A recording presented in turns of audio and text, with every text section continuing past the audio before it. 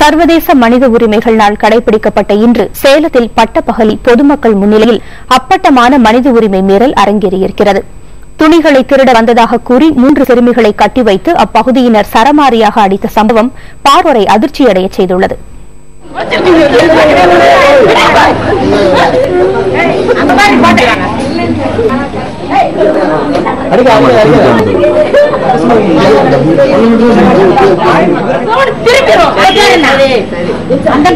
நெஞ்சை பதைபதைக்க வைக்கும் இந்த சம்பவம் அரங்கேறி இருப்பது சேலம் மாவட்டம் கல்லாங்குத்து பகுதியில். சேலம் பழைய பேருந்து நிலையம் அருகில் உள்ள இந்த கடை பகுதியில் இன்று காலை 3 சிறுமிகள் சென்றுள்ளனர். கடந்த வாரம் தையலகத்தில் திருடிய பெண்கள் என நினைத்து அப்பகுதியினர் அந்த சிறுமிகள் மீது தாக்குதல் நடத்தியுள்ளனர். கம்பம் ஒன்றில் 3 வரையும் கட்டி வைத்து கடுமையாக தாக்கியுள்ளனர். 3 பெண்கள் இப்படி ஓடினாங்க. அந்த ஓடிப்போ எல்லாம் சேர்ந்து இங்க இருக்கிற ஜனங்களும் சேர்ந்து பிடிச்சாங்க. பிடிச்சி கட்டி போட்டு போடிச்சுட்டு ஒப்படைச்சிட்டோம். ரிப்போர்ட்டரை வர வச்சு போடிச்சுட்டு ஒப்படைச்சிடும். பணம் ஒரு 5000 போச்சுன்னு சொன்னாங்க. ஆனா இந்த பொண்ணுங்க அடிக்கடி சுத்துறதுன்னு எல்லாம் சொன்னாங்க. அது உண்மையா போயன்னு தெரியல. ஆனா இந்த பொண்ணு திருட வரலை என்றும் பழைய துகள் வாங்க வந்தவர் என்றும் அச்சிறுமிகள் எவ்வளவோ கூறியும் அங்கிருந்தவர்கள் அவர்களை விடுவதாயில்லை.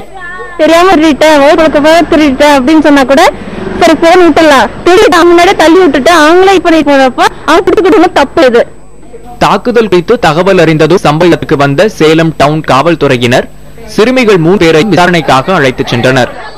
இன்னைக்கு பாத்தீங்கன்னா இந்த 3 குழந்தைகள் குற்றம் சுமத்தப்பட்ட குழந்தைகள் இருந்தாலும் ஜுவனல் ஜஸ்டிஸ் போர்டுக்கு தான் அவங்களுடைய விசாரணை எல்லாமே தொடர்ந்து நடைபெறும்.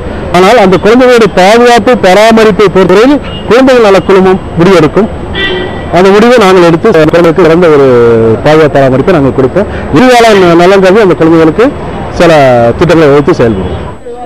சட்டத்தை காக்க காவல்துறையும் நீதிமன்றமும் உள்ள நிலையில் மக்களே அதிகாரத்தை கையில் எடுத்ததானா என்ற கேள்வியை முன்வைக்கின்றனர் மனித உரிமை ஆர்வலர்கள்.